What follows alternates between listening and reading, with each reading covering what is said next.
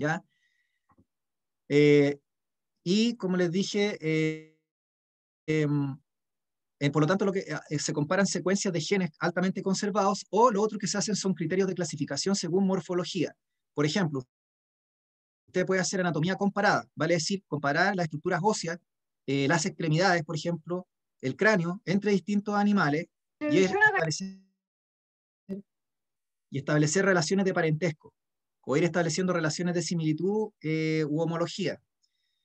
También puede hacer estudios de desarrollo embrionario, o sea, embriología comparada, o de embriones, o también puede hacer estudios, por ejemplo, de las células, o de la morfología de la célula, y así usted comienza a establecer similitudes y parentescos morfológicos entre los seres vivos. Obviamente, ese criterio que les dije era un criterio que se usaba antes del auge de la genética, de la genómica.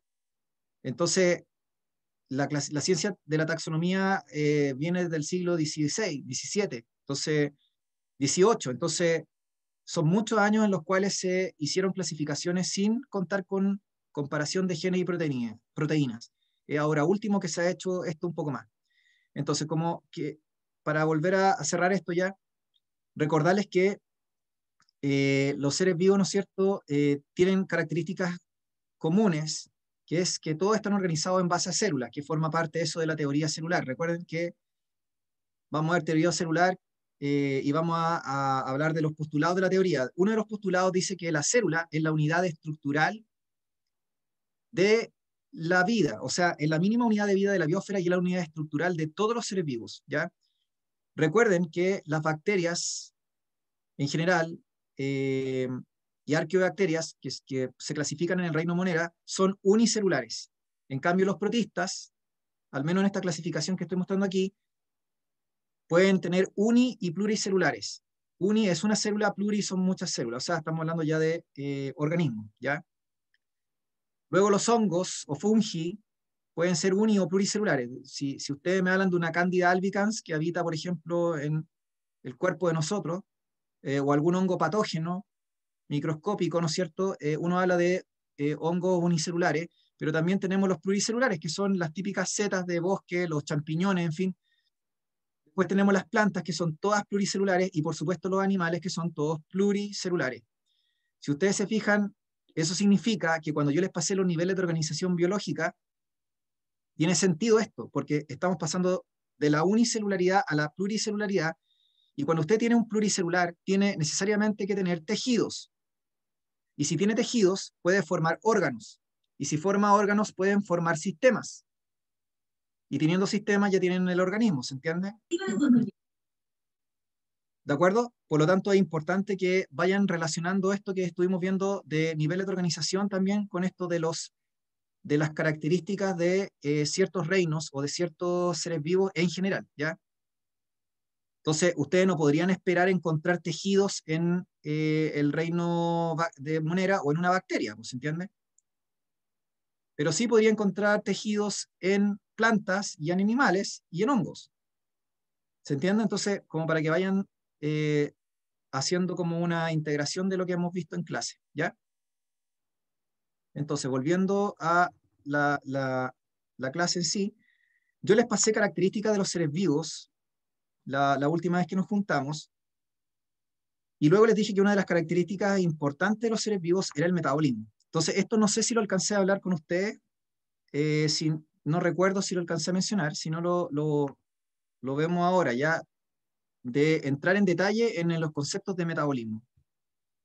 El que vino o la que vino la última clase, no la semana pasada, porque la semana pasada no hubo clases por 1 de mayo, pero la anterior, ¿se acuerdan? A mí me parece que no alcancé a ver esto, No, solo ¿no? mencionó algo muy, muy ligero. Ya, lo voy a retomar entonces. Gracias. eh, ya, gracias Angélica también. Ya, perfecto. Ya, entonces, el metabolismo, dije que era una de las características fundamentales de los seres vivos, porque solo existía in vivo. Y el metabolismo es la suma de todos los procesos bioquímicos, tanto anabólicos como catabólicos, que ocurren en una célula.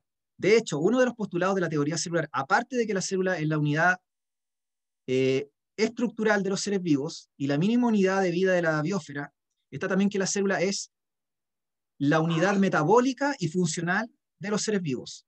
La unidad metabólica y funcional de los seres vivos. Entonces, el metabolismo como concepto agrupa las reacciones de síntesis y las reacciones de degradación.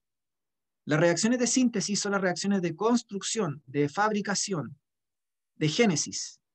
Por ejemplo, si usted escucha hablar en biología de la gluconeogénesis, usted puede estar cierto o cierta de que se trata de un proceso anabólico. Si yo le digo fotosíntesis, la misma cosa, porque es un proceso de creación, de síntesis. Es un proceso anabólico, donde yo voy a fabricar algo. De hecho, el principio del anabolismo son todas las reacciones de construcción que están auspiciadas por enzimas o por proteínas con actividad catalítica que permiten ir de lo simple a lo complejo, de lo inorgánico a lo orgánico, de la molécula a la macromolécula, de la menor energía potencial a la mayor energía potencial. ¿De acuerdo? Entonces, para que quede bien claro, el metabolismo solo ocurre in vivo y está constituido por reacciones de síntesis y degradación, o sea, por lo que se conoce habitualmente como anabolismo y catabolismo. Pero el anabolismo y el catabolismo no existen separados uno del otro, sino que ambos son interdependientes y uno alimenta al otro y viceversa. No pueden existir uno sin el otro. Por lo tanto, para efectos de enseñanza o de comprensión, se separaron en estos dos conceptos, pero son dos conceptos que están integrados en torno a uno. Entonces tienen que imaginarlo, no sé, como, no sé, el yin y el yang, si podría decirle algo así, están integrados, son interdependientes, no son separados o separables, ni existen uno sin el otro. Y uno alimenta al otro y viceversa, construcción y síntesis, ¿de acuerdo? Caos y orden, ¿de acuerdo? Entonces, el anabolismo, como les dije, son los procesos bioquímicos que permiten la síntesis o fabricación de moléculas o de macromoléculas. Por eso les decía recién que si yo pienso en todos los conceptos o palabras claves que tienen o que incluye la palabra síntesis o génesis, yo puedo estar cierto o cierta de que se trata de un proceso anabólico. Tanto los procesos anabólicos como catabólicos necesitan de enzimas, porque el metabolismo sin enzimas no existe. Así que hablar de metabolismo y de anabolismo y catabolismo es hablar de enzimas. Para el que no lo sabe, una enzima es una proteína con actividad catalítica. La catálisis se refiere a cuando una sustancia química es capaz de acelerar y disminuir la energía de activación, en el fondo, de una reacción química, facilitando la conversión de reactantes en productos.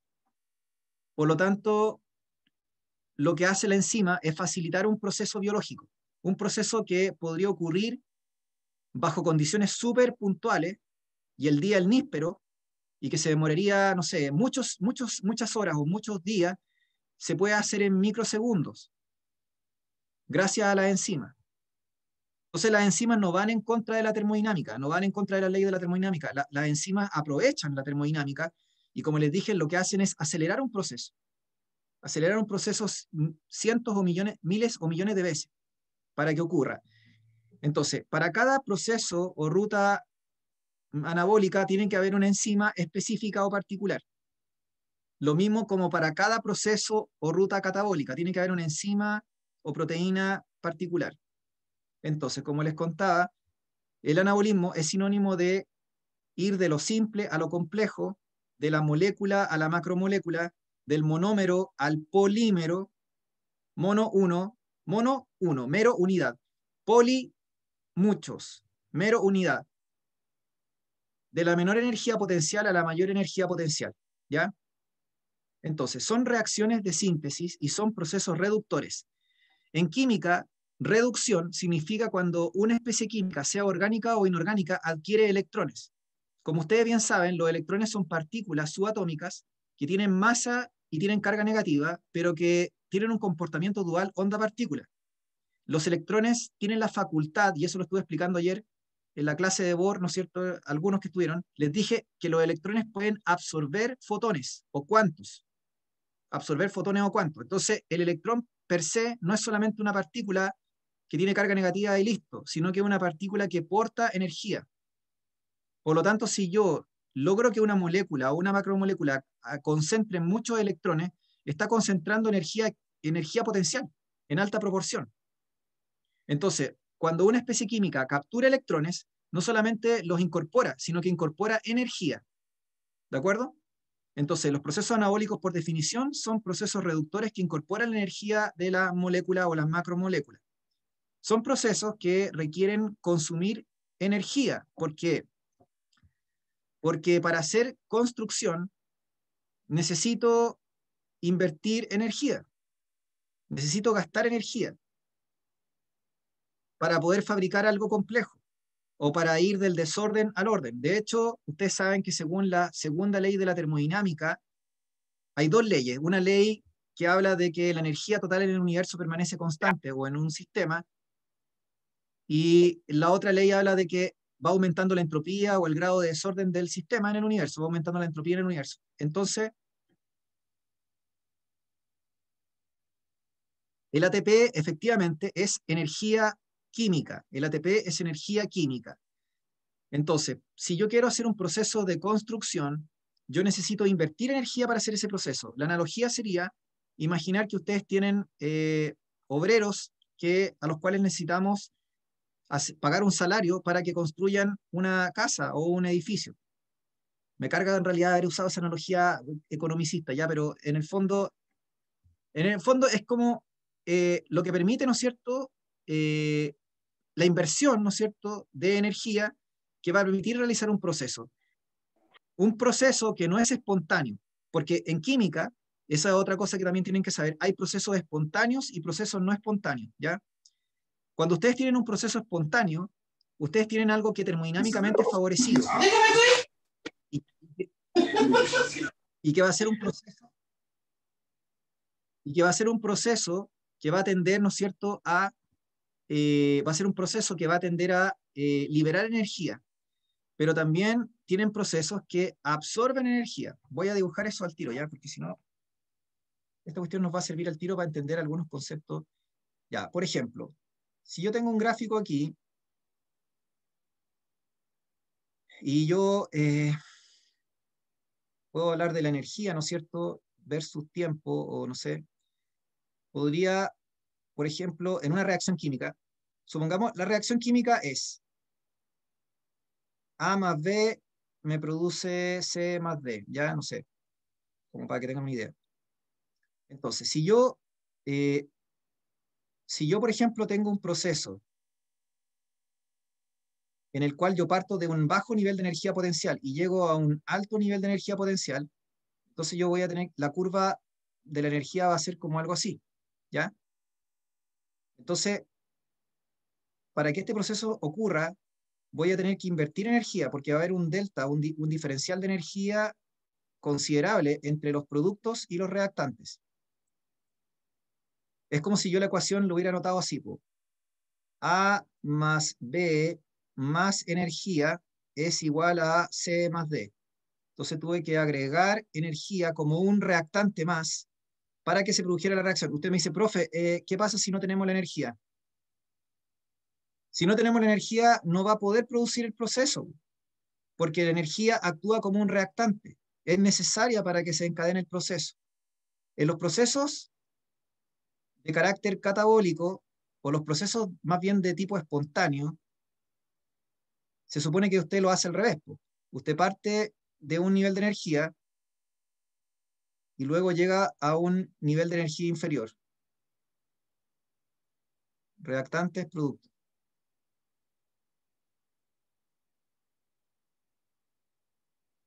¿Ya? En realidad esta cuestión me quedó mal el primer dibujo, debía haberlo dibujado mejor. Lo voy a dibujar, espérense. Sería así, ahí sí. Ahí sí me quedó decente la curva, la había hecho mal, ¿ya? Había hecho mal la curva. Sorry. Ahí sí. Ya, entonces, si ustedes se fijan, esto que estoy explicando aquí sería ya de cinética química y serían cuestiones como de reacciones químicas, ¿ya? Entonces, lo que quiero que entiendan es que en una reacción inducida o no espontánea, que sería propio del anabolismo, yo tengo que hacer una inversión de energía para que se formen los productos. Tengo que hacer una inversión de energía. La energía es como una especie de reactante más. En cambio, en los procesos más espontáneos o procesos que están favorecidos, digamos, de manera natural, son procesos que liberan energía, donde los productos tienen menos energía que los reactantes. Y de hecho se libera energía en el proceso. Entonces es como si yo dijera A más B produce C más D más energía. La energía se liberó.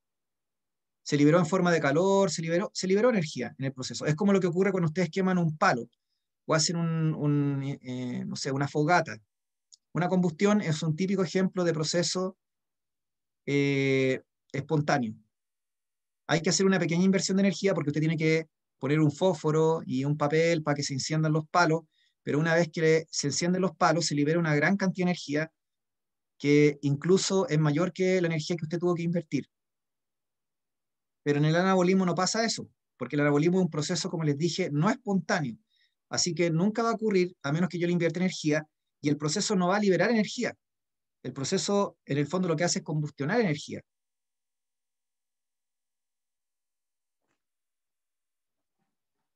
Entonces, como les decía anteriormente, ya en los procesos anabólicos, yo les contaba que son procesos que consumen ATP. ¿Qué es lo que es el ATP? Voy a tener que borrar aquí. Ya, ¿qué es lo que es el ATP? Adenosintrifosfato. Voy a mostrarlo ya. Exactamente. Quiero mostrarlo. Exactamente. Aquí tienen una foto. Aquí tienen una foto del ATP. El ATP, como bien decía acá su compañera, es un nucleótido de adenina trifosfato.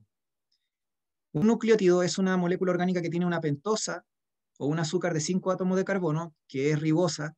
Ribosa se llama, ¿ya? Penta viene de 5, por si acaso. Es una ribosa que se une a una base nitrogenada, que es un tipo de molécula, ¿ya? Que se llama adenina, en este caso, y además se une a 3 grupos fosfato. Los grupos fosfato tienen fósforo y oxígeno, ¿de acuerdo? Entonces, el ATP es una molécula que contiene una gran cantidad de energía potencial almacenada en los enlaces que se establecen entre los grupos fosfato, en los enlaces que se establecen entre los grupos fosfato.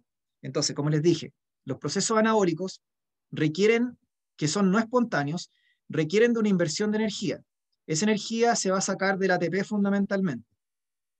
Entonces usted me dice, profe, ¿y las plantas? Las plantas, la luz del sol, los organismos fotosintéticos usan la luz del sol para finalmente poder fabricar ATP. Por lo tanto, no es que la luz o, o una energía se usa directamente. Eso no pasa en ningún organismo, ¿entienden? Lo que pasa es que toda forma de energía, sea química o sea luminosa o sea térmica o lo que sea, de alguna forma se tiene que terminar transformando en ATP, porque la ATP es la fuente universal de energía para todos los seres vivos. En general hay un grupo de moléculas energéticas. Casi todos los nucleótidos se pueden agregar con fosfato y pueden ser energéticos. De hecho, en general cualquier molécula con fosfato es energética, pero en el fondo la molécula más usada de manera universal, ya sea por una bacteria, un hongo, una planta, célula procarionte o eucarionte, es el ATP. ¿De acuerdo? Entonces, todos los organismos, no me importa si son autótrofos, heterótrofos, fotosintéticos, quimiosintéticos, lo que sea, todos usan el ATP como fuente directa de energía. La energía que reciben, ya sea de cualquier otra fuente, la tienen que convertir en ATP. El ATP es lo que se usa para financiar los procesos biológicos, los procesos anabólicos. ¿De acuerdo? No sé si se entendió. Sí, profe.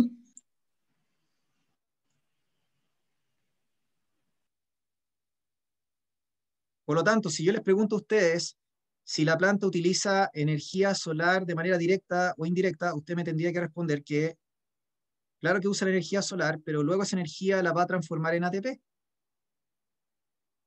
Cuando veamos fotosíntesis lo van a poder verificar. Ya, entonces, volviendo a lo que estábamos diciendo anteriormente. Como les dije, hoy día vamos a hablar de básicamente metabolismo.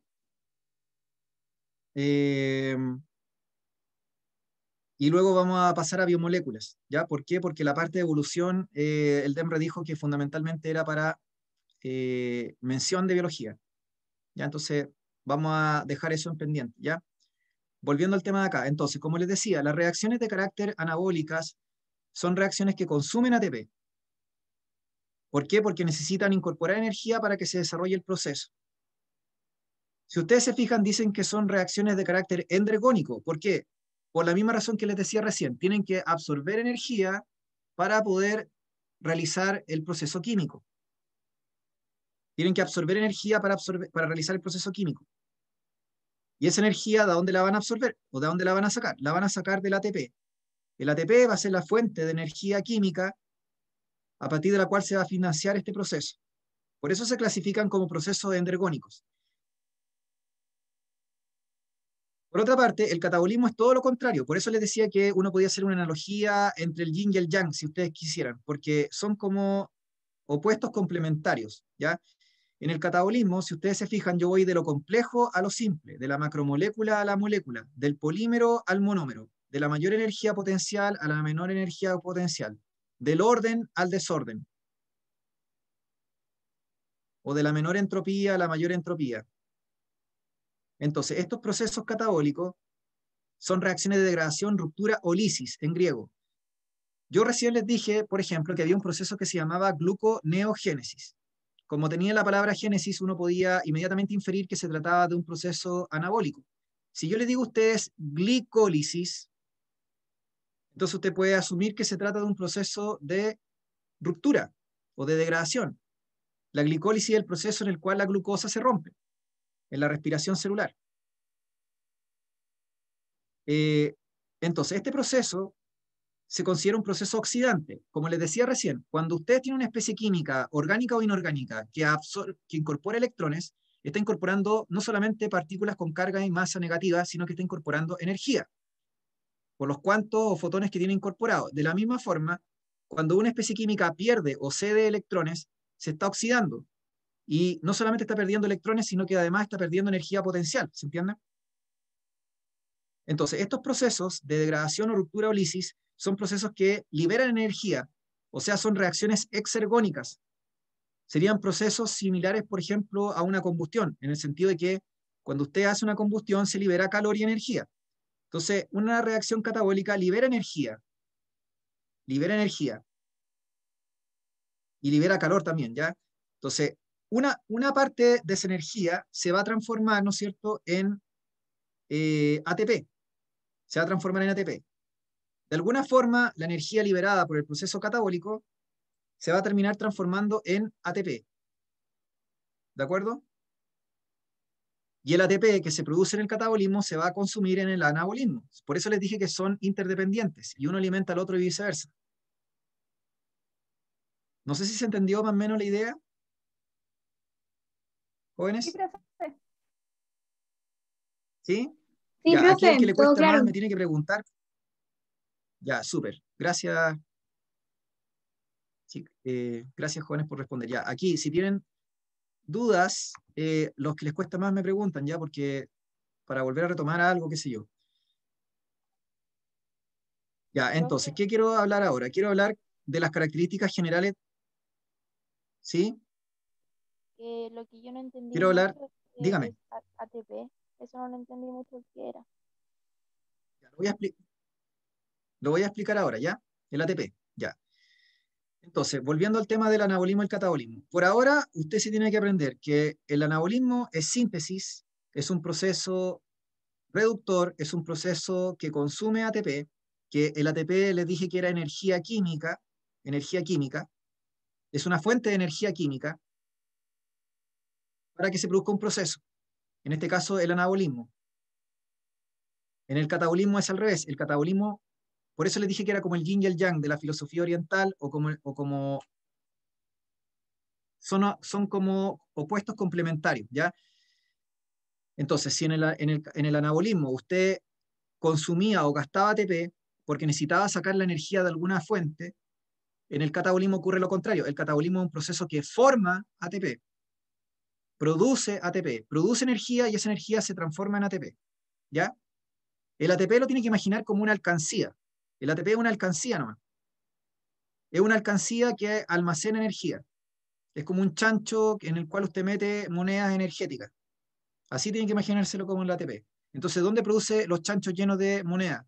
En el catabolismo. ¿Y dónde los gasta? ¿Dónde rompe esos chanchos y gasta o consume las monedas energéticas?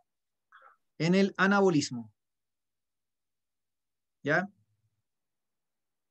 Entonces, voy a volver a explicar lo del ATP, así que tranquilo. ¿Ya? Entonces, en el anabolismo, yo les explicaba recién que ustedes tenían formación de polímeros o macromoléculas orgánicas y que iban de lo simple a lo complejo. ¿Ya? ¿De acuerdo? Entonces, en el anabolismo, ustedes van a tener un proceso de condensación. La condensación es el proceso mediante el cual ustedes unen monómeros o unidades menores, ¿no es cierto?, o moléculas, y las unen a través de un enlace.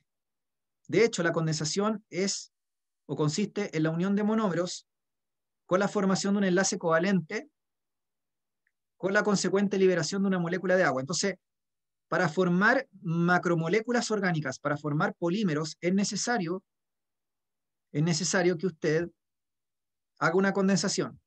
Y eso es propio del anabolismo. En cambio, si yo quiero romper, degradar, hacer lisis o ruptura de un polímero o de una macromolécula o de una molécula orgánica, necesito hacer hidrólisis. La hidrólisis va a ser un proceso en el cual yo rompo un enlace agregando agua. En el caso de este ejemplo que sale aquí, sería agarrar una maltosa, por ejemplo, que sale acá, que es un disacárido, porque tiene dos azúcares simples, y usted los separa porque le agregó agua. ¿De acuerdo? Obviamente este proceso está mediado por una enzima, porque ya les conté que esto no ocurre mágicamente. Esto podría ocurrir si yo tengo ciertas condiciones, pero les dije que ocurriría el día del níspero. Entonces la enzima cataliza este proceso y lo hace más rápido y eficiente. Entonces, la condensación sería ir desde acá arriba hacia abajo. Lo que ocurre en el anabolismo sería formar polímeros o macromoléculas a partir de moléculas. En este caso tengo la glucosa, tengo dos glucosas que se unen entre sí mediante una enzima, obviamente, por interacción de sus grupos funcionales químicos, en este caso los grupos alcoholes o hidroxilo, y la enzima favorece que se forme un enlace covalente. En ese proceso hay liberación de una molécula de agua y se forma un disacárido que se conoce como maltosa. La maltosa es un disacárido formado por glucosa más glucosa. Entonces aquí usted tuvo un proceso que si se repite muchas veces vamos a tener un polímero o vamos a formar una macromolécula. Estamos haciendo un proceso anabólico, vamos de lo simple a lo más grande, de lo más chico a lo más grande o de las unidades separadas a formar una estructura mayor. Entonces eso sería propio del anabolismo. La condensación, la formación de enlaces o uniones entre moléculas o monómeros, entre moléculas orgánicas, lo que permite la formación de polímeros o macromoléculas. La glucosa, para el que no lo sabe, es un monómero, es una unidad básica de los azúcares. Y si yo la junto, la comienzo a juntar una con otra, voy formando macromoléculas o polímeros. Ahora, si yo tengo una macromolécula o polímero, en este caso tengo la maltosa, es un disacárido, no es macromolécula, es una molécula. Yo quiero romperla, separar las unidades que la conforman, yo tendría que hacer el proceso inverso. El proceso inverso sería ir de abajo hacia arriba, y ese proceso sería propio del catabolismo. Para hacer este proceso necesito una enzima, que lo que va a hacer es agregar agua a este enlace covalente que une a estas dos moléculas y separarlas, de tal forma que vuelvo a formar las glucosas por separado. Esto sería propio del catabolismo. No sé si se entendió. Profe, ¿para qué necesitaban enzima? Se me olvidó. Para cada proceso anabólico o catabólico, para cada hidrólisis o para cada condensación, usted necesita una enzima. La enzima va a ser específica del tipo de molécula o biomolécula orgánica con la cual usted va a estar trabajando. En el fondo, cada proceso biológico, cada proceso anabólico y catabólico tiene un especialista. Tiene un especialista que es una enzima en específico. Y que va a estar haciendo va a estar facilitando estos procesos. Ok, profe. Gracias. Ya. Entonces, eh, ya, antes de pasar a la fosforilación y la desfosforilación, que tiene que ver con el ATP y la pregunta que me hizo una de sus compañeras hace un ratito atrás, quiero hablarle un poco de esto de los monómeros y los polímeros, muy en simple. Con no entendió lo del ejemplo. ¿Respecto a qué ejemplo? No entendió.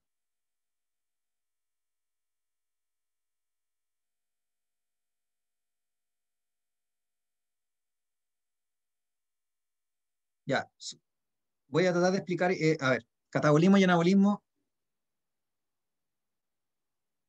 Ah, la alcancía, ya, lo voy a explicar lo de la alcancía. Eso tiene que ver con respecto al ATP, ¿ya? Ya, al tiro voy a volver a las diapositivas, tranquilo, ¿ya? Vamos por parte. Entonces, si yo tengo monómeros o moléculas orgánicas separadas, y yo las quiero unir, lo que voy a querer hacer es, ¿por qué las voy a unir? Porque quiero formar polímeros. Y usted me dice, ¿para qué queremos formar polímeros? Porque queremos formar seres vivos, queremos formar estructuras biológicas. Si usted quiere construir músculo, necesita fibra muscular, y para tener fibra muscular necesita proteína. Si usted quiere tener corteza de un árbol, necesita pared celular, y la pared celular está hecha de celulosa. Y la celulosa es un polímero de azúcar que está formado de glucosa beta.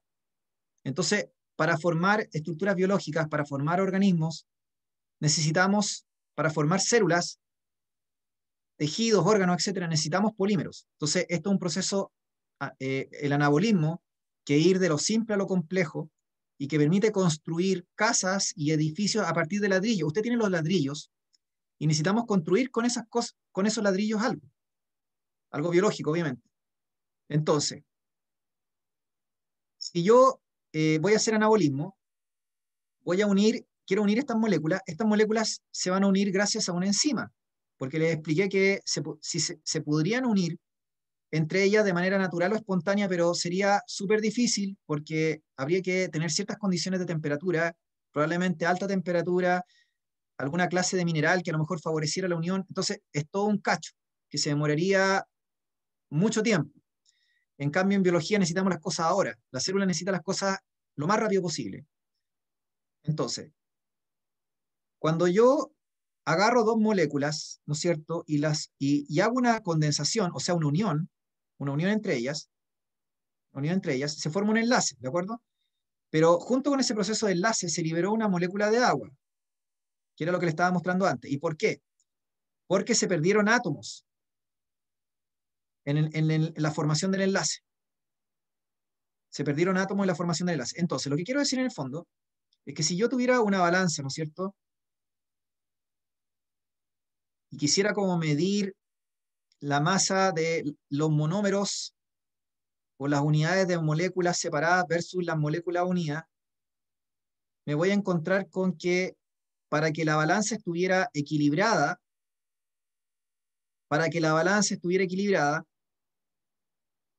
tendría que agregar las moléculas de agua que se liberan cada vez que se forma un enlace. En este caso, si tengo 4 moléculas que yo uní, usted no me puede decir, profe, se hicieron 4 enlaces. No, no se hicieron 4 enlaces. Para unir 4 moléculas necesito solo 3 enlaces. Enlace 1, enlace 2 y enlace 3. Por lo tanto, usted liberó, al formar una molécula o una especie de tetrámero, no sé, de 4 unidades, usted tuvo que liberar 3 moléculas de agua. Entonces, si yo quiero tener en una balanza equilibrada la masa de 4 moléculas por separada versus las 4 moléculas unidas, yo tengo que agregar las moléculas de agua que se liberan. Porque de lo contrario, habría una diferencia de masa. O sea que las moléculas por separado tienen mayor masa que las moléculas cuando están unidas por un enlace covalente. ¿Por qué? Porque le acabo de decir que se pierden moléculas de agua o átomos de las propias moléculas. ¿Se entiende eso o no? Esto tiene que ver con el fenómeno de condensación. Yo les dije que en la condensación, cada vez que ustedes forman un enlace entre moléculas orgánicas, se va a liberar una molécula de agua, o el equivalente a una molécula de agua. Se va a liberar el equivalente a una molécula de agua porque se están perdiendo átomos de estas dos moléculas que se están uniendo. Átomos de oxígeno y de hidrógeno en el fondo. ¿Se entiende o no? Sí, profe. Sí, profe, se entiende. Ya, súper. Entonces aquí el concepto es entender que hidrólisis es, o sea, que condensación es la formación de un enlace covalente entre moléculas orgánicas o monómeros con la consecuente liberación de agua, o el equivalente a una molécula de agua por cada enlace. Por cada enlace. Así que si usted tiene 3 enlaces, son 3 moléculas de agua. Si usted tiene 2 enlaces que se formaron, son 2 moléculas de agua que se liberaron. Si usted tiene 10 enlaces que se formaron, entonces son 10 moléculas de agua que se liberaron. Ahora, si yo tengo, supongamos, una molécula que está constituida por, no sé, 5 unidades de algo, no sé, supongamos que son 5 aminoácidos que están unidos entre sí, 5 aminoácidos unidos entre sí, ¿ya? Entonces yo quiero romper esta molécula. Quiero hacer el proceso que ocurre en el catabolismo, lo contrario de la condensación, que dije que era propio del anabolismo. Quiero romper, propio del catabolismo. Entonces, para hacer eso, voy a tener que hacer el proceso llamado hidrólisis. La hidrólisis es lo que ocurre cuando ustedes comen alimentos, chicos. Cada vez que ustedes comen alimentos, yo no sé si se han fijado que cuando ustedes comen alimentos producen mucha saliva y también producen muchos jugos intestinales y gástricos en el proceso de digestión. Porque cuando nosotros comemos un puré de papa o comemos arroz o carne o lo que sea, lo que va a ocurrir es que se va a liberar una gran cantidad de agua junto con enzimas. Y esas enzimas lo que van a hacer es hidrólisis. Van a romper los alimentos. Porque usted no va a poder absorber una proteína completa en su intestino ni va a poder absorber un almidón completo. No se puede.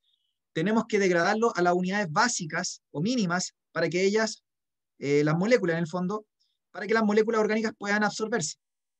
Entonces tiene que haber un proceso de ruptura o separación de las unidades básicas.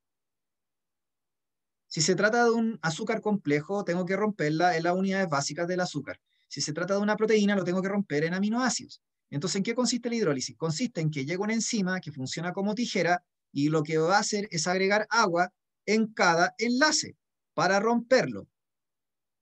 Por lo tanto, si tengo algo que está, ¿no es cierto?, formado por 5 unidades, para separarlo voy a tener que agregar 4 moléculas de agua porque voy a tener que romper cada enlace.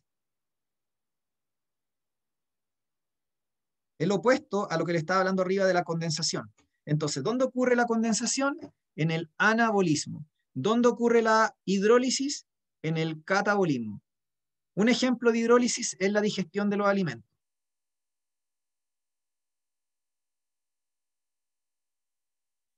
¿Ya? No sé si quedó claro.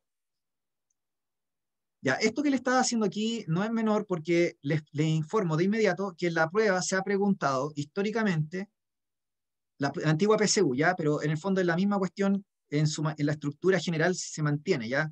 Quizás cambien algunas habilidades en el temario, dicen que van a agregar preguntas, por ejemplo, que van a medir la comunicación en ciencia y todo lo demás.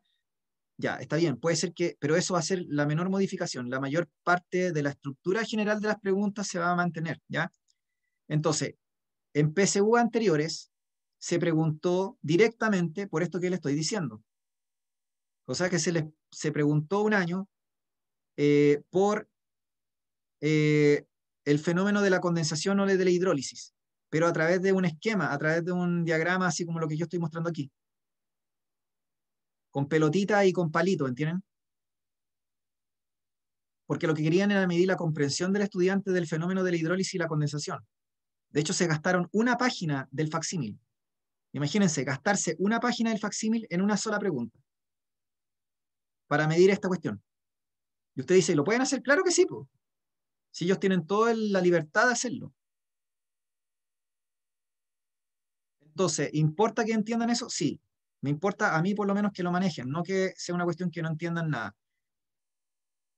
Ya, entonces quedó claro que la condensación ocurre en el anabolismo y la hidrólisis ocurre en el catabolismo respecto de la formación de macromoléculas o de moléculas. Ya, súper. Ya, entonces, bueno, acá en este mono lo aumenté aquí porque quería que vieran que cuando yo junto dos moléculas de glucosa, de alfa y beta glucosa, una pierde un OH o un alcohol completo y el otro pierde un hidrógeno, que en el fondo equivale a la molécula de agua. Por lo tanto, pierden masa molecular pierden o peso molecular pierden cada una en el proceso de formación del enlace en la condensación. Ahora, en el proceso de ruptura o hidrólisis, que sería volver a separar estas moléculas, ahí yo tengo que agregar agua, como sale acá en este mono. Si yo agrego agua, entonces les voy a incorporar masa. Les voy a incorporar masa. Entonces, conceptualmente necesito que eso lo entiendan. Ya, vamos avanzando. Ya, alguien recién me preguntaba por el famoso ATP. Entonces, el ATP les dije que era la molécula de energía química de carácter universal que usaban todos los seres vivos. Y les dije, no importa si son autótrofos o heterótrofos, si son fotosintéticos o quimiosintéticos, el ATP es la fuente directa de energía. Pero, profe, el sol, dele con el sol. El sol, o la energía luminosa o térmica o lo que usted quiera, se tiene que transformar en ATP para que la célula pueda usar esa energía. Tiene que haber una conversión, ¿se entiende? Porque la energía que usa finalmente es química.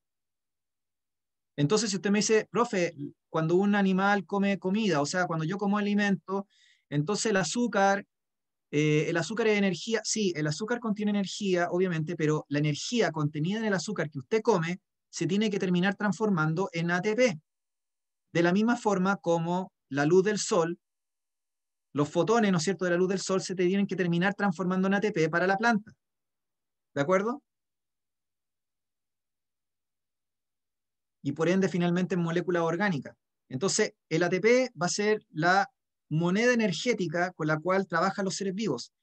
Como les dije, hay una gran parentela.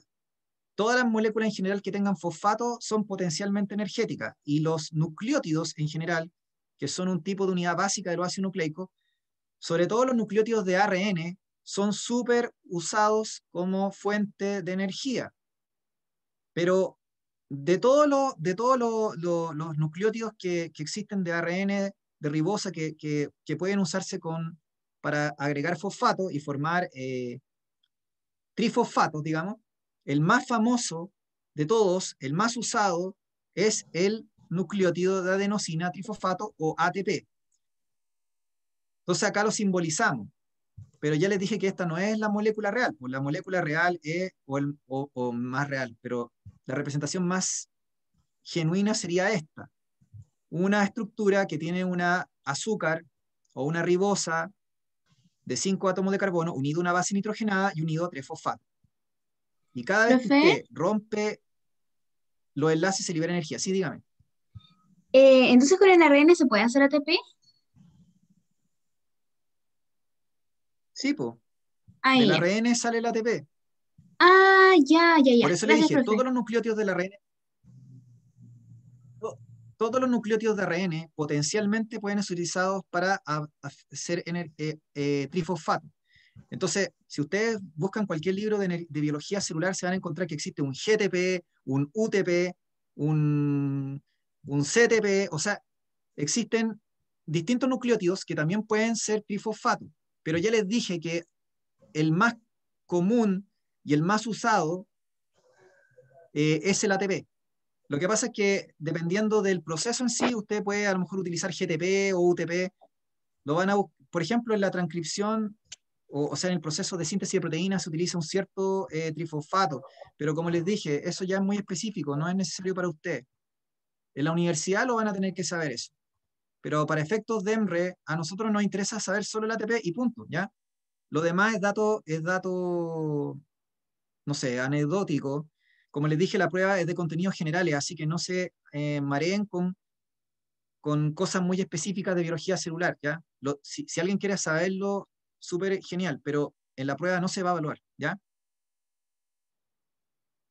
Entonces, como le contaba recién a una compañera, le dije, imagínese que la ATP es una alcancía, es un chancho, en el cual usted mete monedas. Entonces, ese chancho, yo lo quiero romper. A ver, si usted juntó, usted se compró un chanchito, no sé, ahora en pandemia no sé si uno puede comprar un chancho, tendría que comprar chanchos por internet.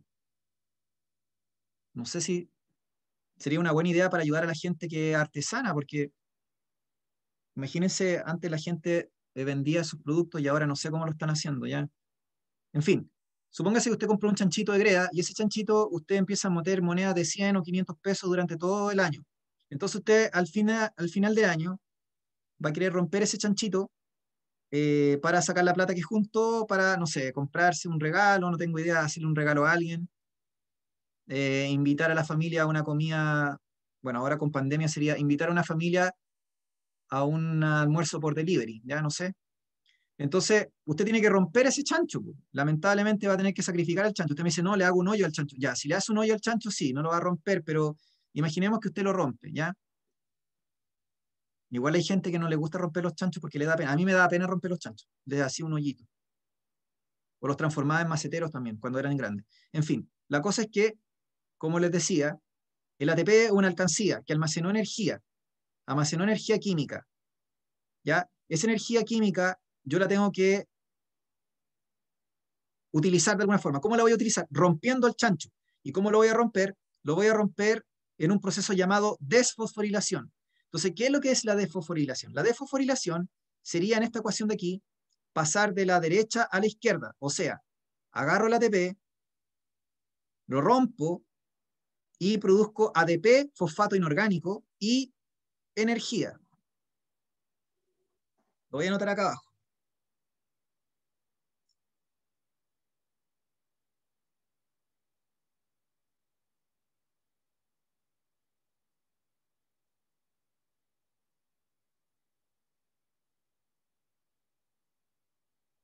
¿Sí? ¿Se entendió?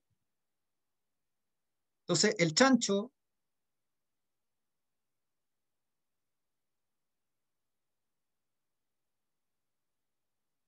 lo rompí, ¿ya? Rompí la alcancía y se liberó todo el contenido, toda la energía que tenía.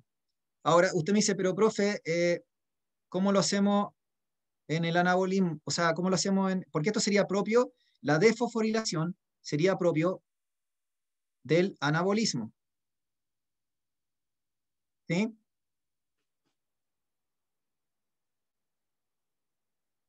Entonces usted me dice, pero profe, ¿cómo lo hacemos, no es cierto, en el caso del catabolismo? El catabolismo es lo contrario. Les dije que es el proceso donde usted forma ATP. La energía liberada del catabolismo, porque son reacciones exergónicas, la energía liberada, de alguna forma se termina transformando en ATP, o permite generar ATP.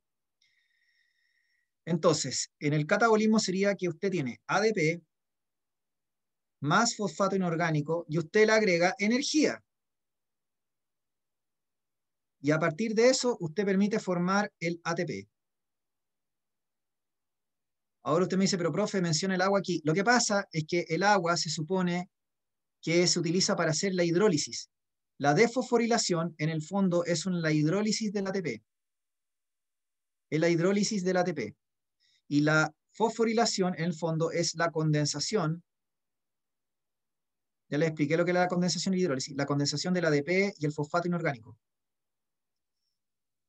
Entonces, si yo agarro el ADP, el fosfato inorgánico, yo voy a hacer una condensación.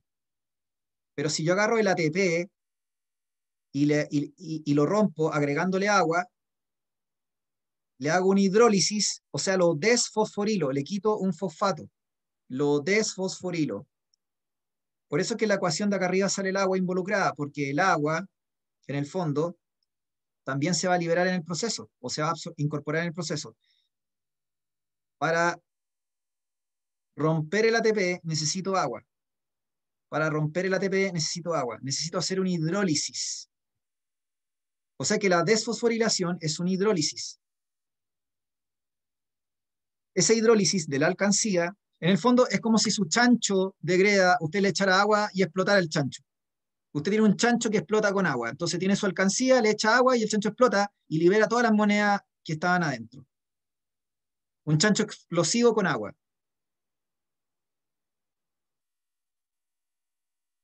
Muy bien. ¿Qué es lo que está diciendo? ¿Qué es lo que nos dice esto entonces? Lo que dijo Inglés Cero Flor, no sé. Ya, eso es lo que está diciendo aquí uno de sus compañeros o compañeras, no sé. Está hablando aquí algo que tiene que ver con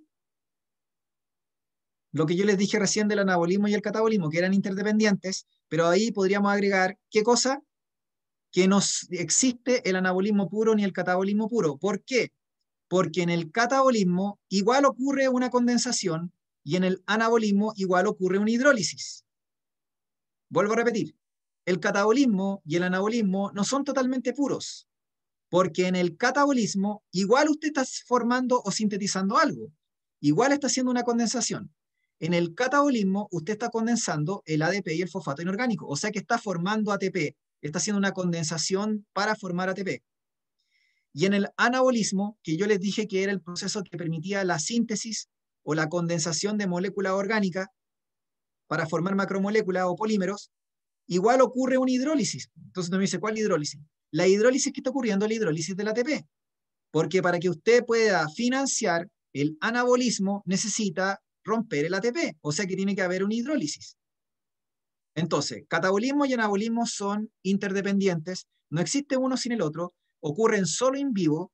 Están mediados por enzimas específicas para cada proceso.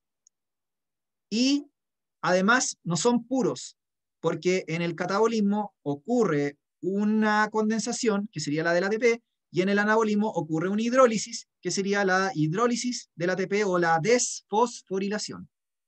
¿Se entendió o no?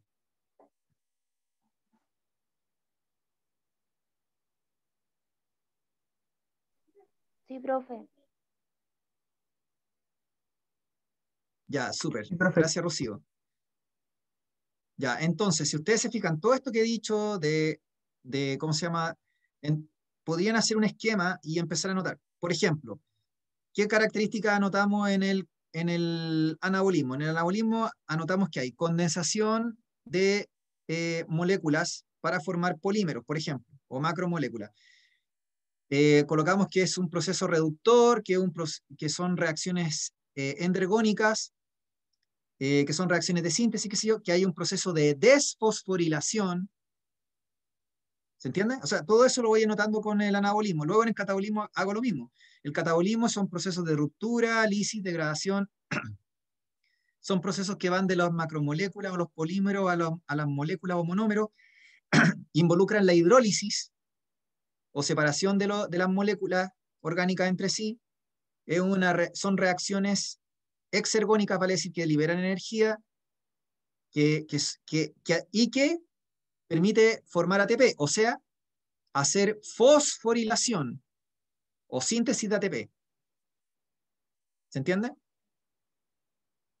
La fosforilación es lo mismo que decir una condensación del ATP, así como la desfosforilación es decir, la hidrólisis del ATP. Ya voy a borrar esto.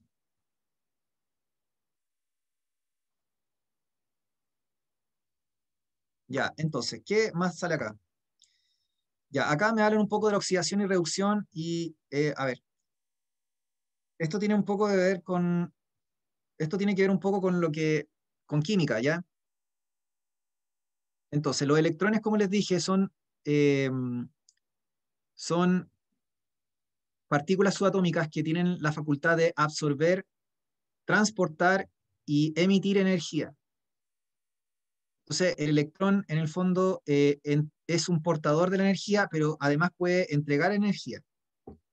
Entonces, si yo traspaso electrones a una molécula, esa molécula recibe energía potencial, en el fondo, y gracias a esa energía puede realizar un trabajo o puede realizar un proceso.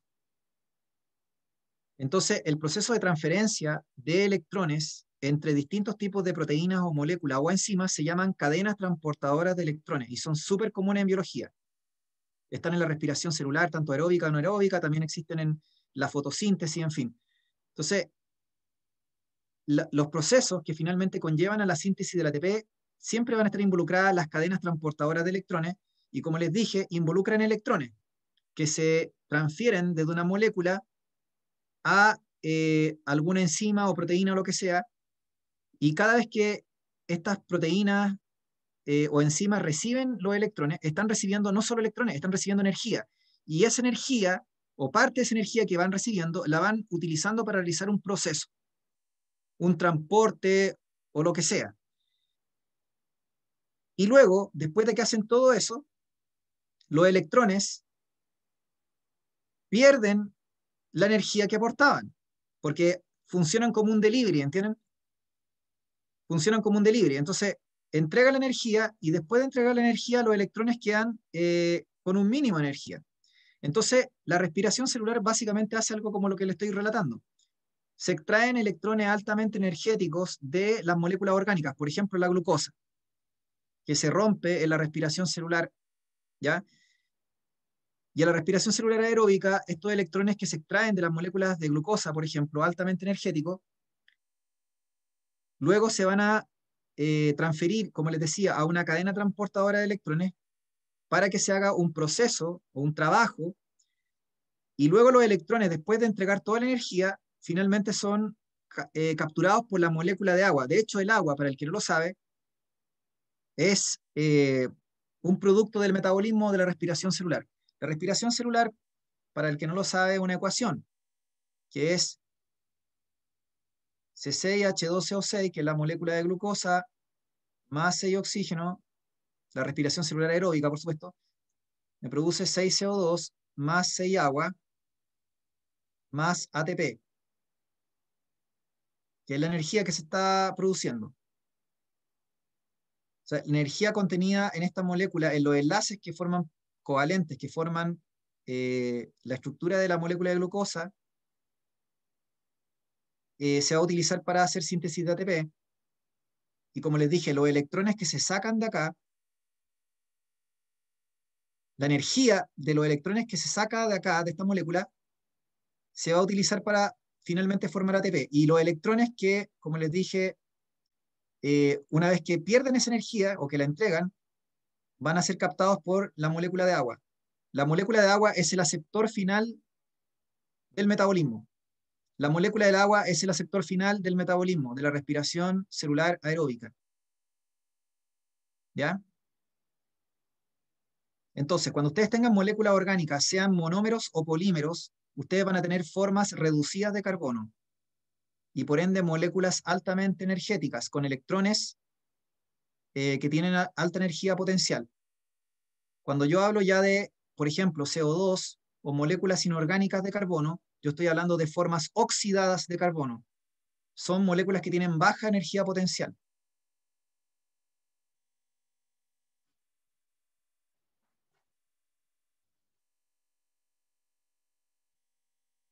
No sé si se entendió algo de esto que dije. A ver, estoy pensando en los que no saben nada de biología, porque el que sabe algo de biología, esta cuestión no es muy...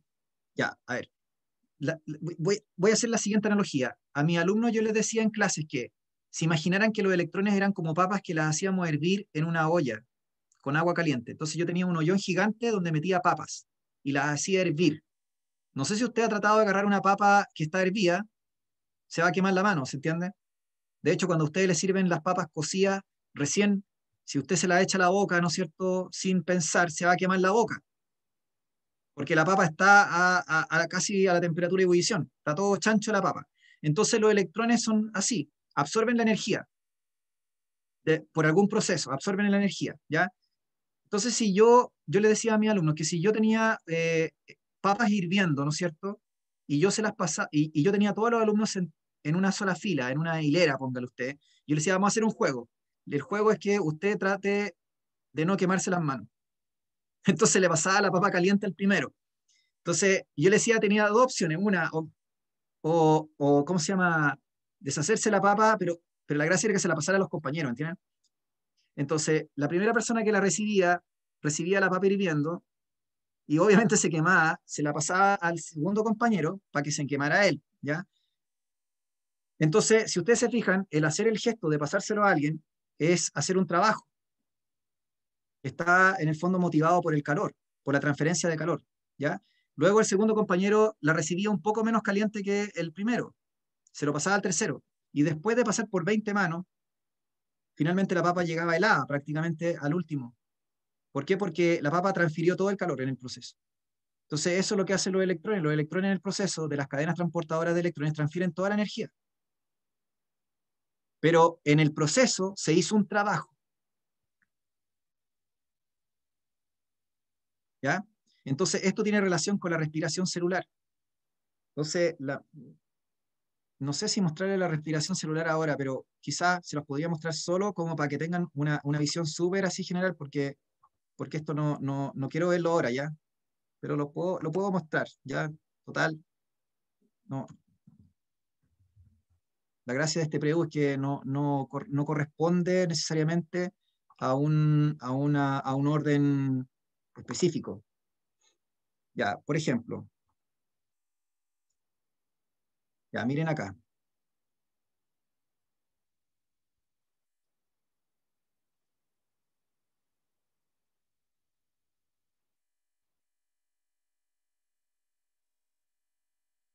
Ya, esto que le estoy mostrando aquí es un extracto de lo que ocurre en la respiración celular.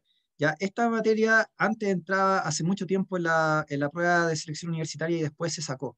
Así que no tienen que preocuparse mucho por esto, ¿ya? Pero igual me sirve para ejemplificar un poco lo que estoy diciendo.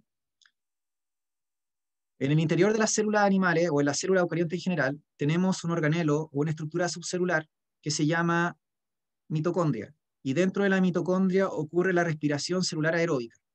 La respiración celular, necesito que desde ahora se aprendan que independiente si es aeróbica o anaeróbica, o sea, con oxígeno o sin oxígeno, es un proceso catabólico. Vuelvo a repetir, si tuviéramos que clasificar la respiración celular, independiente si aeróbica o anaeróbica, la vamos a clasificar como proceso catabólico. Ya les expliqué que no existe el catabolismo puro, menos aún en una estructura celular, porque en las estructuras celulares siempre están ocurriendo los dos procesos. Ya les conté que el metabolismo es, la gente lo separa en catabolismo y anabolismo, pero ya les dije que eso en la realidad no es así. Es solamente para la comprensión de los fenómenos. Una cosa es lo que nosotros usamos para poder entender los fenómenos y otra cosa son los fenómenos en sí. Entonces es como si usted me dice, profe, el ser humano, no sé, tiene muchas dimensiones. Está bien, podemos analizar el ser humano de distintos tópicos y alternativas, pero el ser humano es uno solo. ¿Se entiende? El que usted lo trate de estudiar desde la psicología, desde la religión, desde la fisiología humana o desde, no sé, son formas de acercarnos al fenómeno. Pero el fenómeno en sí es uno y el proceso ocurre simultáneamente. Entonces, en el caso del metabolismo y el anabolismo son interdependientes, son simultáneos y como les dije, uno alimenta al otro y incluso conceptualmente ya les dije que en el catabolismo ocurría la formación del ATP, o sea, una condensación, y en el anabolismo también ocurría una hidrólisis, que era la desfosforilación del ATP. Ya, volviendo al tema. Entonces, como les decía anteriormente, en el interior de la mitocondria, que es un organelo donde ocurre, en términos súper generales, mayoritariamente catabolismo, porque también hay anabolismo, pero mayoritariamente catabolismo, yo aquí estoy viendo, ¿no es cierto?, un fenómeno que tiene que ver con lo que les contaba de la cadena transportadora de electrones, ¿ya? Y tiene que ver con que los electrones que se extrajeron de la molécula de glucosa, que es el combustible celular por excelencia, que entra finalmente aquí a esta estructura, a este organelo, a este motor.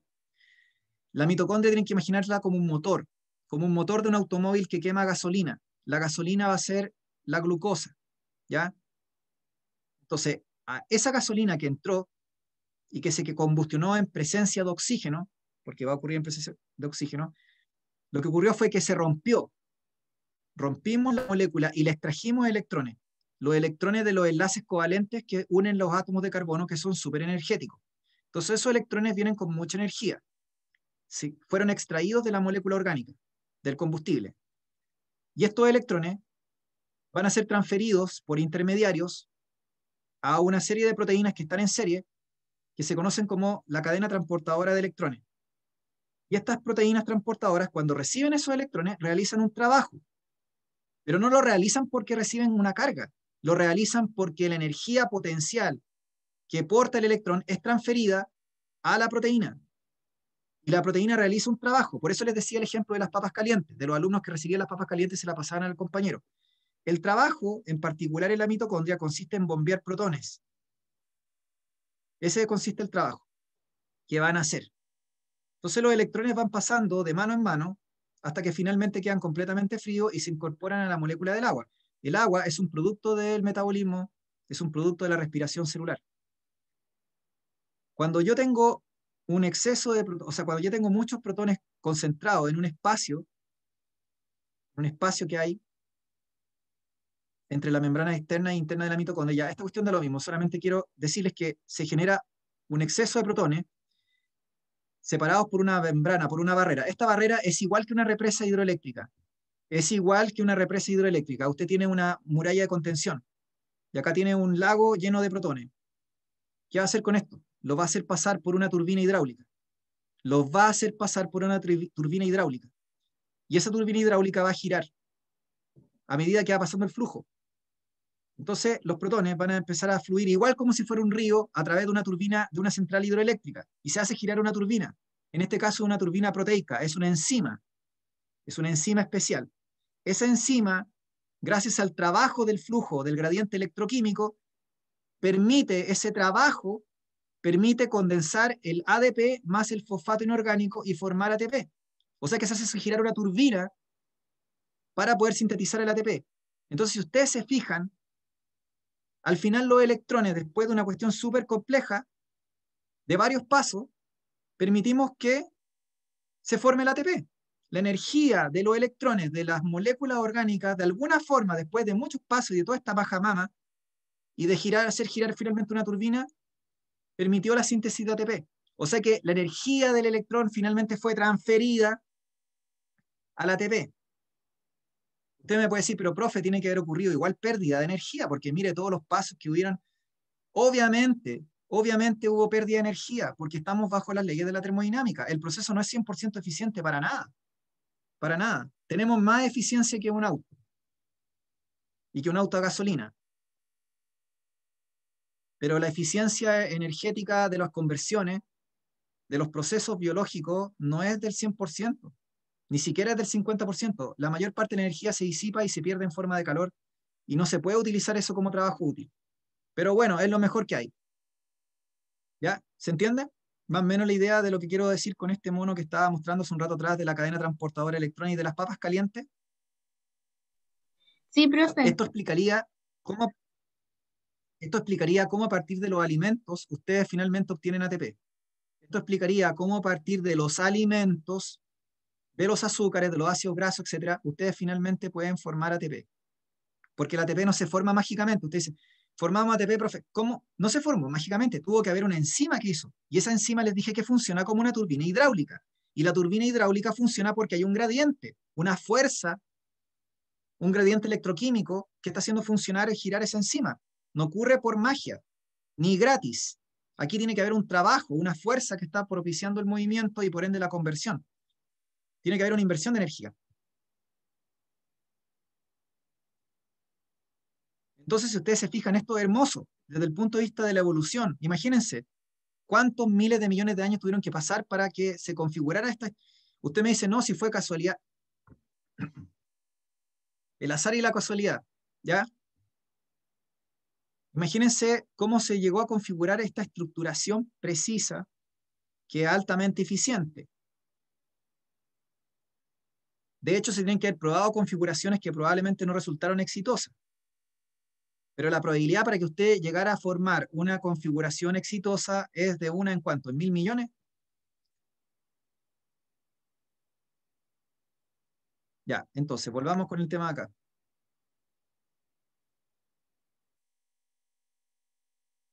Entonces, como si ustedes se dan cuenta, en el fondo, la idea fundamental de esto es explicar básicamente qué es lo que está pasando a grandes rasgos en el anabolismo y en el catabolismo y la centralidad del ATP como molécula energética fundamental de los seres vivos. Respecto a lo que yo les contaba hace un rato atrás, de que en el anabolismo ustedes formaban polímeros, aquí me explican un poco que los polímeros se van formando por adición de unidades o monómeros, que pueden ser monosacáridos, que pueden ser, no sé, eventualmente aminoácidos. Entonces, cuando usted tiene, por ejemplo, unidades idénticas que se unen entre sí, hablamos de homopolímero y ahí tenemos el clásico ejemplo del almidón. El almidón es un polímero, es un polisacárido, un azúcar complejo vegetal. Pero si yo tengo una proteína normalmente formada por unidades de aminoácidos que se agregan entre sí, yo tengo un heteropolímero, porque son 20 tipos de aminoácidos diferentes. Entonces, todo esto nos da pie para meternos a biomoléculas orgánicas, que es contenido de la prueba. Hoy día, por un tema de tiempo, probablemente alcance a mencionar algo de los azúcares y dejaríamos pendiente las otras biomoléculas. ¿Ya? Entonces, las biomoléculas se clasifican en inorgánicas y anorgánicas. Las biomoléculas inorgánicas son aquellas que encontramos en los seres vivos y ahí tenemos las sales minerales, el agua y los gases. El agua, ustedes saben que es la biomolécula más importante y más abundante para los seres vivos porque si no tenemos agua, no tenemos un medio en el cual poder tener las reacciones químicas, ni anabólicas ni catabólicas. El agua, acuérdense que es un disolvente que permite disociar las sales y muchas veces las sales actúan como cofactores enzimáticos, o sea, se necesitan para el funcionamiento de las enzimas. Si no tenemos ciertos metales, por ejemplo, en forma de iones, las enzimas no van a funcionar. También, ¿no es cierto?, es un medio adecuado para que se haga la hidrólisis. Recuerden que la hidrólisis necesita incorporar agua, entonces si no hay agua, ¿cómo rayos van a funcionar las enzimas?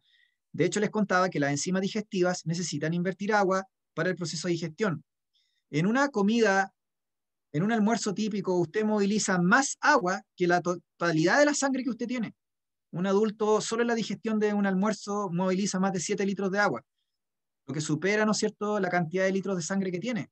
Y es porque toda esa cantidad de agua en exceso se necesita no solamente para disolver los alimentos, todo lo demás, sino también, o las sales para que sean absorbidas, sino también para que las enzimas hagan la hidrólisis de la digestión en los intestinos. Además, el agua tiene alto calor específico y alto calor de vaporización, lo que significa que puede absorber muy bien el calor y retenerlo. A diferencia de un metal, por ejemplo, que tiene bajo calor específico, ustedes lo calientan y luego de un minuto de retirarlo del fuego se enfría, porque tan rápido como absorbe, libera el calor, porque son buenos conductores. Pero el agua es excelente como termorregulador porque justamente absorbe el calor y es capaz de retenerlo. En fin, podríamos hablar mucho del agua. Lo que me interesa es que tengan una idea general, ¿no? Bueno, los gases, ni hablar, también están presentes en los seres vivos y las sales minerales también, porque ya les dije que los compuestos iónicos se disocian en cationes y aniones en el agua y están disponibles para hacer los bioprocesos, ya sea actividad enzimática o otros procesos de contracción o transporte. Ya, vamos a hablar de las biomoléculas orgánicas. Las biomoléculas orgánicas se organizan en base al átomo de carbono. El átomo de carbono es el único átomo de la tabla periódica que tiene la facultad de formar enlaces covalentes metaestables, que son resistentes a la temperatura, a la vibración mecánica, a la acidez, etc. Entonces, si yo tuviera que formar cadenas o esqueletos, tendrían que ser en base al carbono.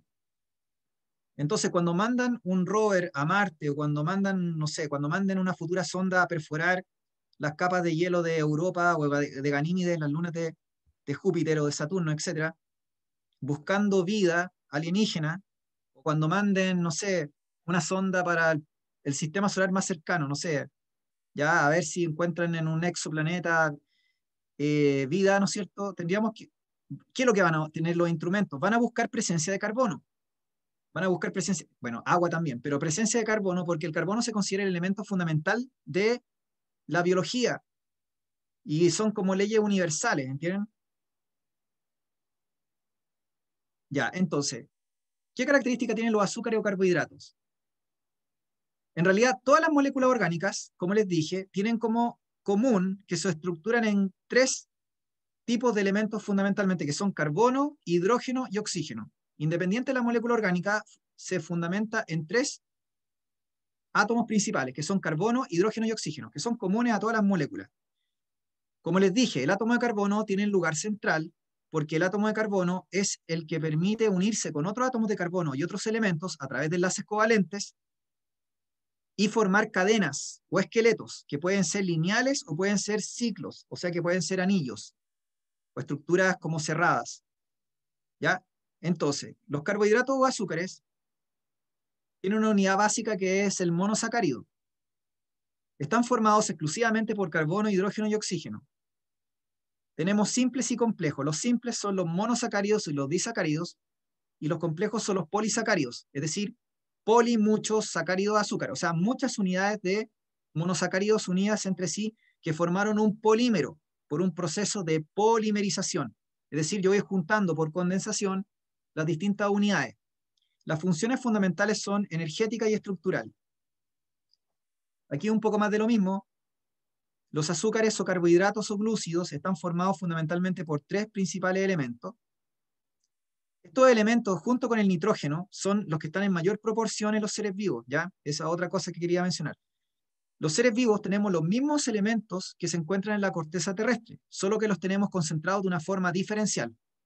Obviamente, el oxígeno y el hidrógeno, por lógica, deberían estar en mayor porcentaje en masa en cualquier ser vivo, independiente si una bacteria, un hongo, un árbol o un ser humano, por la sencilla razón que la mayor parte del porcentaje en masa de un animal o de un ser vivo o de una célula es agua.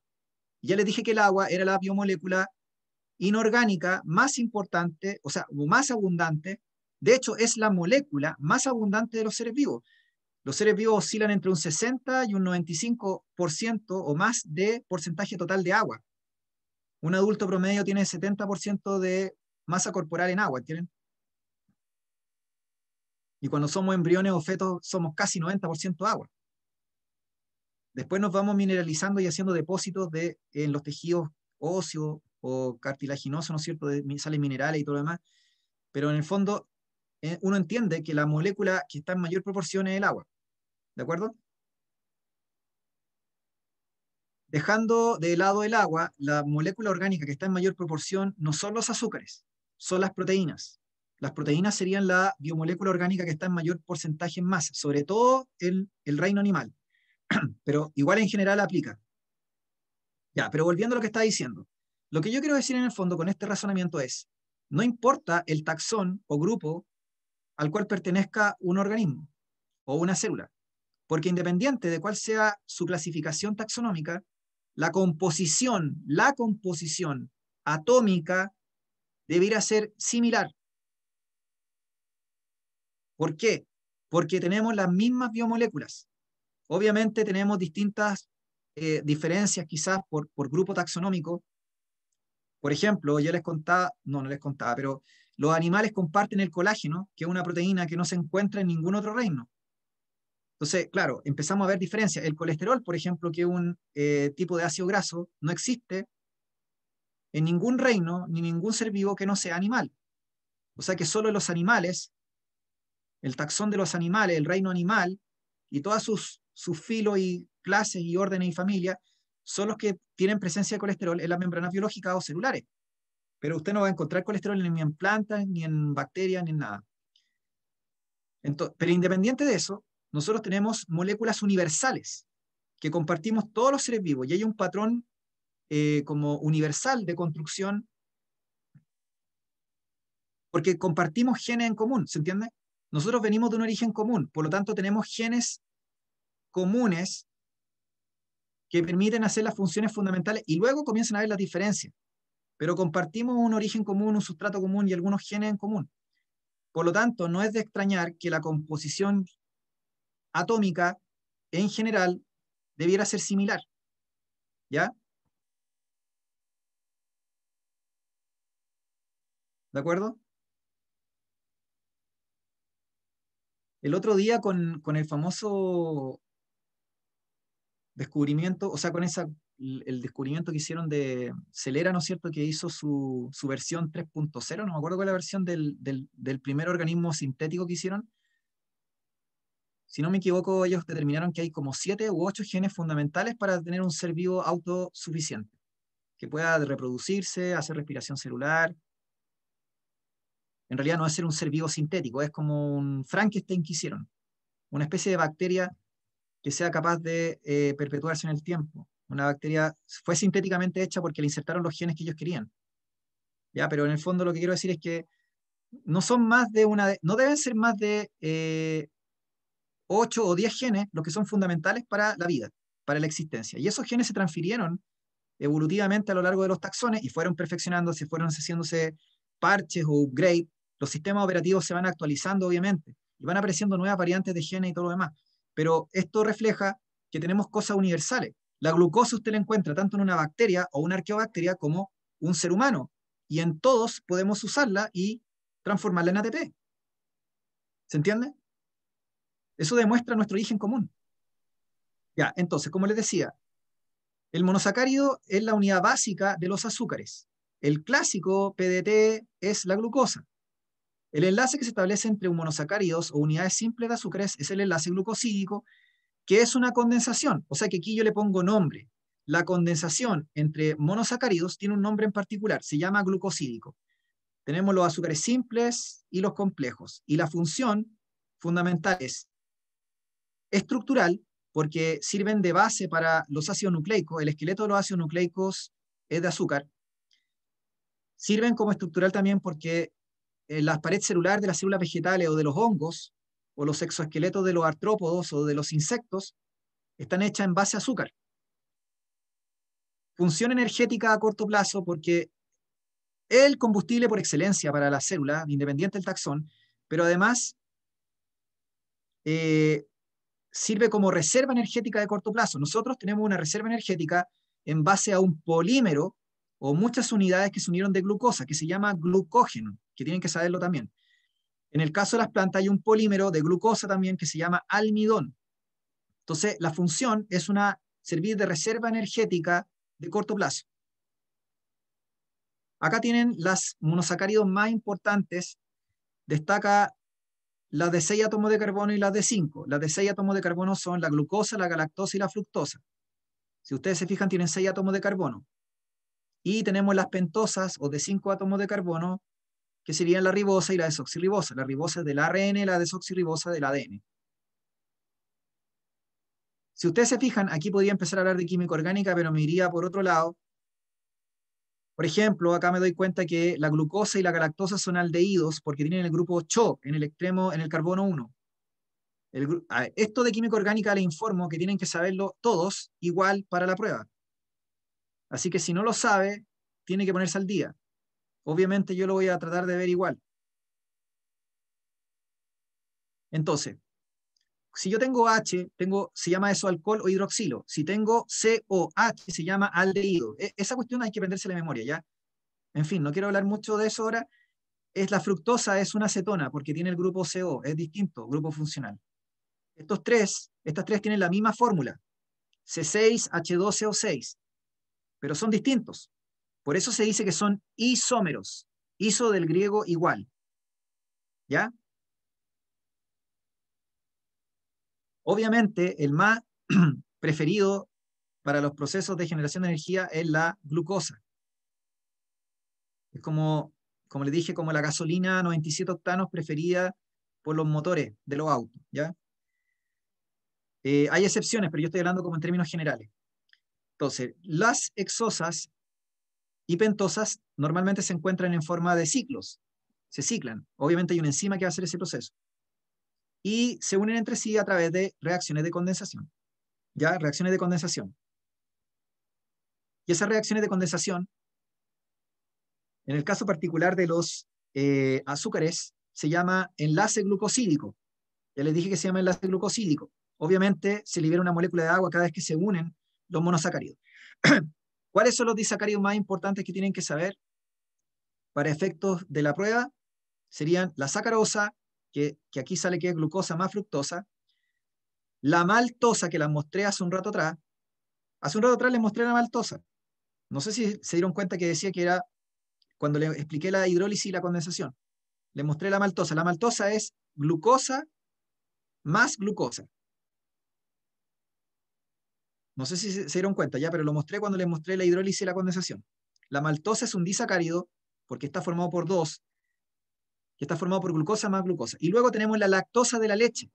la lactosa de la leche. La lactosa es glucosa más galactosa. Glucosa más, entonces, son 3 disacáridos que deberían saber. Maltosa, sacarosa y lactosa. ¿Ya? Y de los polisacáridos, los más importantes, y con esto ya voy cerrando, sería el almidón, el glucógeno y la celulosa. Bueno, y podríamos agregar la quitina también de los hongos y artrópodos, pero fundamentalmente esos 3 serían los típicos. Almidón, celulosa y glucógeno. Entonces, los polisacáridos se forman por reacción de polimerización entre monómeros o monosacáridos, que son las unidades básicas de azúcar, que se van uniendo entre sí a través de una enzima formando enlaces glucosídicos, que son reacciones de condensación que liberan moléculas de agua cada vez que se forma el enlace. Si yo junto glucosa, ¿no es cierto?, entre sí, voy a terminar formando polisacáridos, y el almidón es un polisacárido vegetal que sirve como reserva energética y que es ramificado, parcialmente soluble en agua, y que es posible de ser degradado o digerido por nuestras propias enzimas. Los animales pueden digerir esto. Entonces, esto no se encuentra en animales, solo se encuentra en plantas. No está ni en hongo, ni en bacteria, ni en protista, está solo en plantas. Pero los animales podemos degradar eso, porque tenemos enzimas para romper esos enlaces glucosídicos. Este almidón normalmente se almacena en células de reserva, amiloplastos, que son una variante de los plastidios, ¿no es cierto?, fotosintéticos, y normalmente se puede almacenar en raíces y en estructuras especiales como los tubérculos, que son raíces modificadas. Entonces, la remolacha, a partir del cual sacamos la sacarosa, por ejemplo, es un ejemplo de un tubérculo que concentra mucho almidón y también alguna otra clase de disacáridos. La papa, por ejemplo, es otro tubérculo que lo comemos todos los días y que tiene mucho también almidón. El arroz, los cereales, el trigo, en fin. Tenemos muchos ejemplos de plantas y cereales, ¿no es cierto?, que tienen almidón en forma, ¿no es cierto?, de polisacárido de reserva energética. Y si no tienen almidón, tienen alguna otra clase de azúcar o carbohidrato, ¿ya? Pero la papa es como el típico ejemplo, junto con el arroz, ¿no es cierto? La papa sobre todo tiene mucho almidón. El glucógeno se parece bastante al almidón. De hecho, el glucógeno también es ramificado, también es parcialmente soluble en agua, tiene muchas cientos o miles de unidades de glucosa unidas entre sí y se almacena solo en animales y específicamente en músculo y en tejido del hígado. ¿Ya? Y para terminar, y con esto cierro la clase hoy día, la celulosa sería otro ejemplo de polisacárido que está formado en base a glucosa, pero una glucosa que es distinta de la del almidón y la del glucógeno, porque es glucosa beta, ¿ya? Glucosa beta, se forma un tipo de enlace especial. Este enlace especial no es digerible por nuestras enzimas, por eso es que nosotros no podemos degradar la celulosa, que forma la pared celular de las células vegetales. La celulosa es lineal, a diferencia de ser ramificada, es insoluble en agua, no se puede disolver en agua, no se mezcla con el agua, y tiene una función estructural, no tiene una función de reserva como ocurre en plantas y en animales en el caso del glucógeno. ¿Ya? Por lo tanto, tiene una función más bien de estructural y de soporte. Así que eso, jóvenes, lo vamos a dejar hasta aquí.